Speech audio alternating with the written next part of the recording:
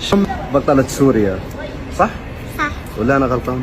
لا صح. أنت عرفتي شو سويتي؟ أنت عملتي ضجة في الوطن. شكرا. الفيديو اللي كان مع أخوي منذر، شفتي الفيديو؟ شفتي شو عامل بالسوشيال ميديا؟ يعني إن شاء الله أنت بتكوني البطلة؟ إن شاء الله. ما شاء الله عليك يا شام، الله يحفظك والله يبارك فيك والله يوفقك. شام أنت يوم تكبرين شو بتكونين إن شاء الله؟ في هذا الوقت وأنا في هذا العمر لا أستطيع تحديد ماذا سأكون في المستقبل.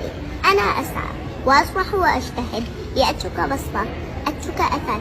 أطمح أن أكون شخصية ناجحة نافعة، أصنع شيئا جديدا في حياتي، أنفع عائلتي وأصدقائي، أقدم شيئا لوطني. أنا لا أريد أن أكون شخصية عادية، أريد أن أكون شخصية متميزة بأخلاقي وبقلبي الكبير.